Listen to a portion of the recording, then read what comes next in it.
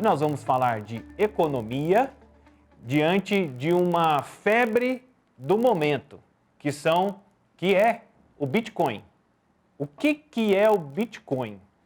Como isso está se tornando tão febre no mundo, no Brasil, mas no mercado financeiro de uma maneira geral. E por isso, Jordana Ágata está aqui para comentar o assunto, não é mesmo, Jordana? Boa tarde. Boa tarde, Vinícius Tondolo.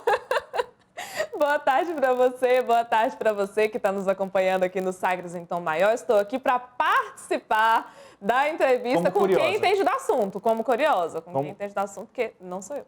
Como curiosa, porque terça-feira é dia do Luiz Carlos Ongarato, nosso professor, mestre aqui em economia, vai tirando todas as nossas dúvidas e o Bitcoin é a febre do momento, hein, professor? Boa tarde.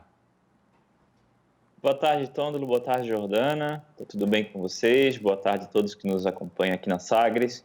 Sim, sempre quando há crise, né, Tôndolo, volta-se a falar de criptomoedas, né? Antigamente, né, quando a gente era bem jovem, Tôndolo, se falava em comprar dólar, né? Hoje em dia se fala em comprar bitcoins. Eu tenho ouvido falar muito sobre isso, a gente vai conversar, você vai explicar direitinho o que é isso, mas eu tive a curiosidade de olhar a cotação de hoje. Falei assim, nossa, tá todo mundo falando sobre isso e tal, não sei o quê, deixa eu ver quanto é que está a cotação do Bitcoin hoje.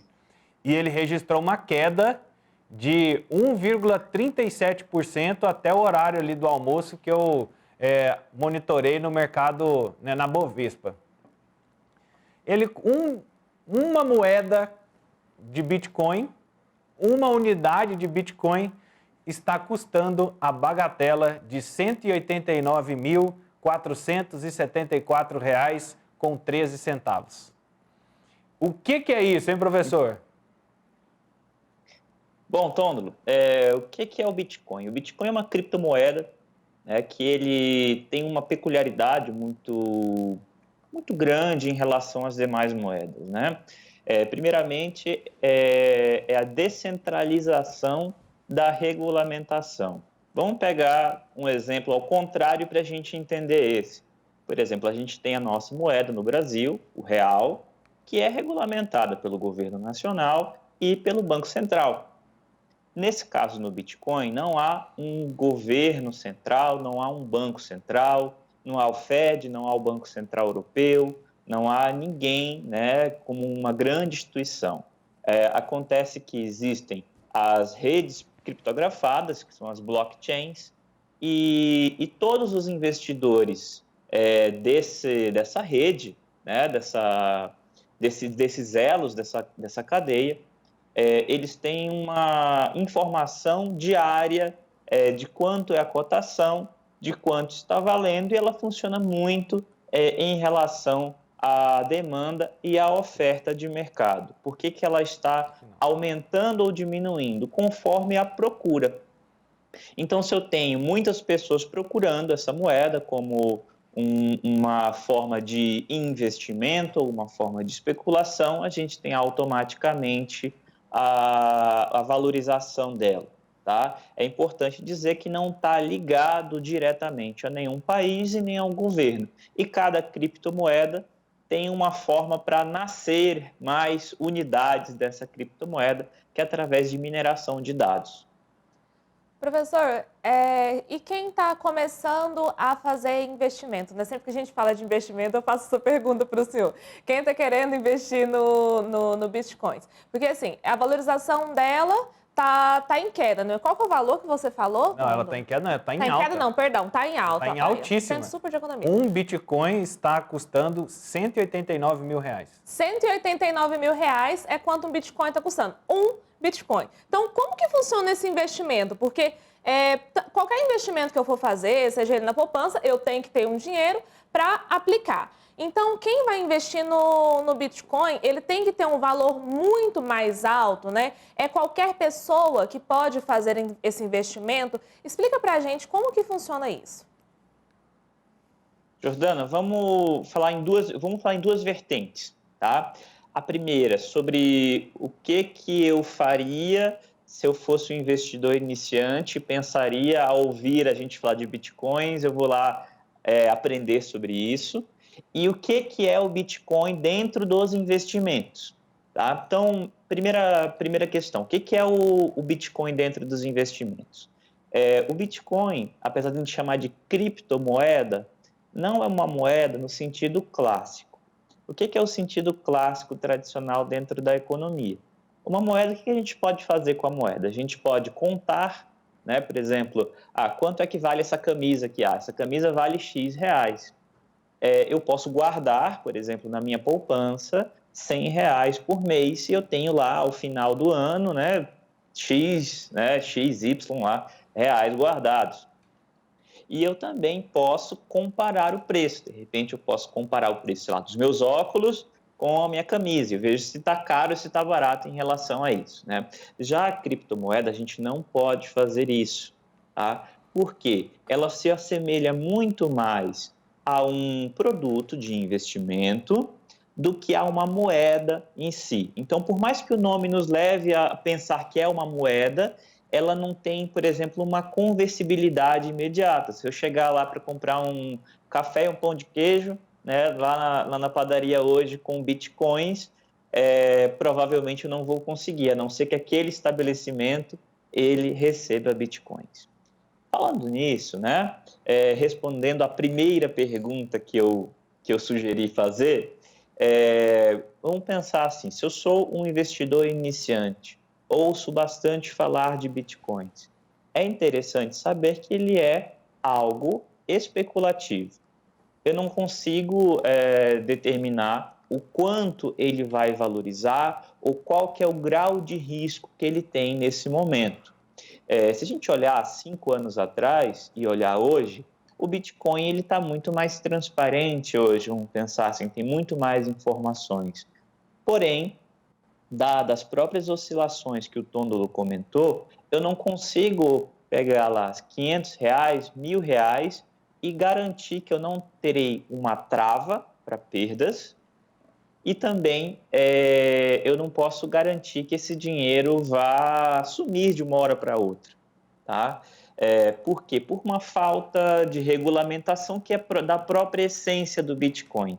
Então, a dica que eu dou, né? Não é um investimento, como um investimento previdenciário, por exemplo, um investimento para você comprar sua casa própria, mas se você é uma pessoa que tolera o risco, ou seja, se você vê lá os seus R$1.000 que você investiu cair para 700, 500, 600, 300 e daqui a um ano por 2.000, 3.000, depois cair esse valor, se você tem muita tolerância a risco, pode ser algo para você aprender. Mas a dica que eu dou, Jordana, não coloca muito dinheiro até você entender como é que funciona. Luiz, Principalmente as suas emoções, né? Como as suas emoções funcionam. Com certeza. E Luiz, diante desse risco, né, tem outro ponto. É seguro investir no Bitcoin? Porque não tem um banco, né? Ele é uma criptomoeda. Então, é seguro, né? Tem essa segurança? Bom, Jordana, segurança é relativa, né? Dentro do Bitcoin, dentro do mercado. Se a gente for falar tradicionalmente, como a segurança que a gente tem em relação a fundos de investimento do mercado brasileiro, que tem fundo garantidor, por exemplo. Então, caso entre em falência aquele fundo, você recebe até o valor de R$250.000. O Bitcoin não tem isso, pela própria falta de regulamentação que é da característica dele. Porém, o Bitcoin ele é autorregulado pelos próprios investidores. Então, vamos dizer assim, você não tem uma segurança institucionalizada através de um governo, chancelada por um banco central, mas você tem ali uma boa-fé entre os investidores, entre as regras ditadas pela própria constituição da Bitcoin. Então, seria mais ou menos isso. Eu não tenho aquela segurança como eu tenho em outros papéis de investimento no nosso mercado aqui brasileiro, por exemplo. Luiz, você acha que o Bitcoin ele almeja ser uma moeda única, universal e assumir a função de uma moeda de um país, né? Você acha que isso está no radar e é possível isso acontecer? Assim, é possível de ser real, né? Não que não, assim, tipo assim, viável, vamos dizer assim. Uhum. Não, excelente tua pergunta, Tômulo.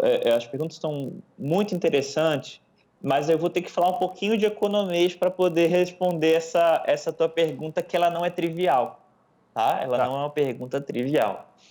Principalmente porque aqui a gente está falando de uma vanguarda, né? Então, a gente vai assumir um risco na nossa fala aqui, por exemplo, né? Nessa nossa conversa hoje.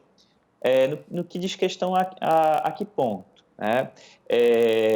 Primeira questão, o Bitcoin sim, ele almeja, e as criptomoedas elas podem sim ser o futuro, principalmente se a gente tiver empresas muito mais ligadas à tecnologia, a tecnologia muito mais interligada ao nosso sistema produtivo, né? Como essência, né? Principalmente aí quando a gente está falando de um,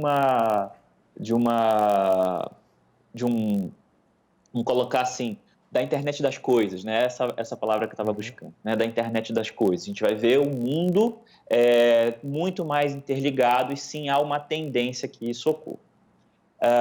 Porém, respondendo à tua questão com mais pragmatismo econômico, o que acontece? Quando um país ele abre mão de ter a sua própria moeda, ele também abre mão da sua política monetária, né? Ele fica apenas com a sua política fiscal. O que seria a nossa política monetária? Seria a nossa capacidade de alterar, por exemplo, a taxa de juros, a taxa de câmbio, para tornar o país mais ou menos competitivo em relação ao cenário internacional ou em relação a um setor que ele deseja. Então, eu perderia parte dos instrumentos econômicos. Isso a gente observa com a privatização do Fed. O Fed, né, o Banco Central americano, norte-americano, estadunidense, ele não é ligado ao governo.